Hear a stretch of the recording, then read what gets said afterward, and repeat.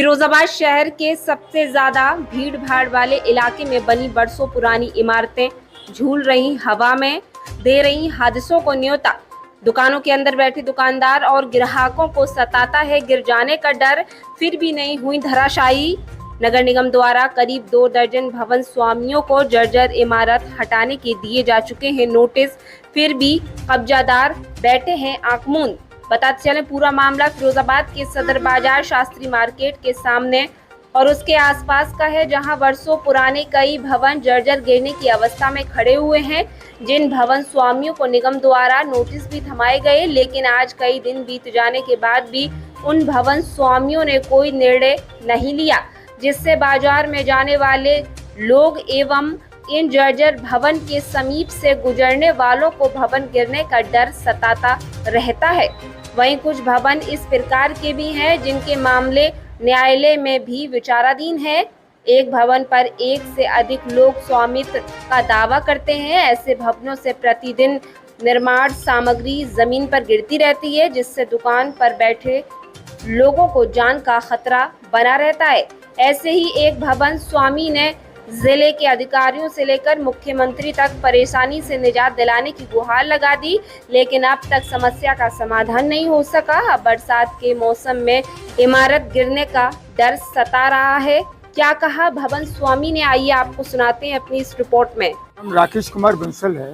कौन सी दुकान है, किस जगह पर? ये सब सदर बाजार दक्षिण में पड़ती है। लक्ष्मी भंडार नाम है इसका फर्म का। क्या परेशानी आ रही है? परेशानी ये है कि ये बिल्डिंग जो है 150 वर्ष पुरानी है और जो है जर्जर स्थिति में है।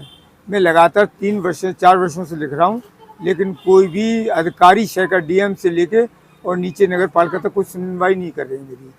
फिर पिछले सितंबर को सन 23 में दीवार का एक हिस्सा गिर गया था और तब मैंने उसकी सूचना सब पुलिस में और नगर निगम डीएम सबको दी, लेकिन उसके बावजूद भी उन्होंने कोई ध्यान नहीं दिया। तो फिर मेरे को सीएम को लिखना पड़ा। सीएम के आदेश पर जब इसका मुआयना हुआ तो ये दुकान वो लिख गए कि ये तुरंत 1 हफ्ते के अंदर गिरा देनी चाहिए इसको, लेकिन उसके बाद ही वो शांत होकर बैठ गए। लेकिन मैं अपनी लिखा पढ़ी लगातार उनको ये करता कि कोई हादसा हो गया, कोई जनहानि हो गई, भीड़ भाड़ का इलाका है, कोई बहुत बड़ा जनहानि हो गई तो फिर किसी का भी नुकसान हो सकता है उसके अंदर। लेकिन प्रशासन ने नहीं सुना। फिर मैंने सीएम को फिर मार्च के महीने में लिखा, फरवरी में, तो उन्होंने फिर उसकी इंक्वायरी सेटअप हुई और उसके बाद में जो है तोड़ने के फिर आदेश हुए।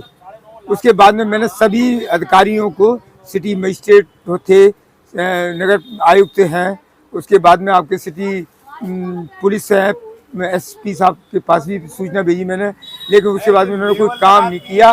फिर मैं नगर निगम में आयुक्त साहब के पास गया, वहाँ पर दी मैंने, तो वहाँ मुझको एई साहब से कहा मिलने के लिए। एई साहब ने फाइल रख ली और ये कहा कि हाँ, आपकी दुकान की हालत बहुत खस्ता है और हम जल्दी ही डेट फिक्स कर इसको गिराने का हिसाब बनाते हैं। ठीक है, मैं कहा आप जितनी जल्दी कर देंगे वो अच्छा है, बरसात आने वाली है, कोई हादसा हो गया तो बहुत बड़ा परिणाम निकल जाएगा। उसके बाद में जो है उन्होंने कोई भी इसमें वो नहीं कही, मुझको रोजाना चक्कर लगवाते रहे कि आज डेट फिक्स होगी, आज मीटिंग चल रही है, आज कार्यकारिणी की मीटिंग है, लेकिन किसी भी तरह की कोई सुनवाई नहीं हुई। जब 29 ये तारीख आ गई तो मैं गया, मैं साहब अब तो कर दिएगा मेरा काम। तो उन्होंने कहा अरे आपकी फाइल तो यहाँ से गुम हो गई है कहीं, आप दूसरी फाइल दीजिएगा। मैं 29 जून को एक नई फाइल बना के तुरंत लेके गया। तो उन्होंने कहा आप चिंता मत कीजिए, मैं आज ही ऑर्डर करवाता हूँ। उसके बाद में मैं लगातार फिर चक्कर मार रहा हूँ। मैं आज भी गया था, आज के दिन भी गया था, लेकिन उन्होंने कोई कार्य किया नहीं अभी तक। और जो पहले यही थे वो रिटायर्ड हो चुके।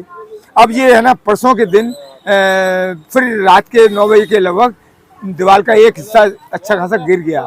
तो हमने उसके फोटोग्राफ्स जेई को भी भेज दिए और उधर रात के वक्त में ईमेल द्वारा डीएम साहब को, नगर निगम को और एसपी सिटी के पास भी तुरंत ईमेल से सूचना भेज दी मैं फोटोग्राफ्स के, लेकिन उनके वहाँ से कोई रिस्पॉन्स नहीं मिला।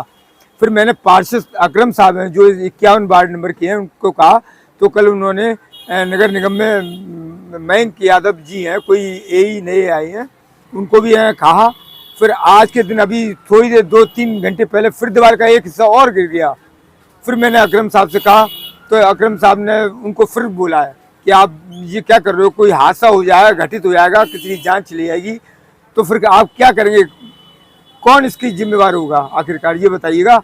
मैं तो साहब लगातार लिखा पढ़ी कर ही रहा हूँ और इनके पास जाता हूँ, रिक्वेस्ट करता हूँ, इनसे हाथ जोड़ के प्रार्थना करता हूँ, लेकिन साहब कोई सुनवाई नहीं है।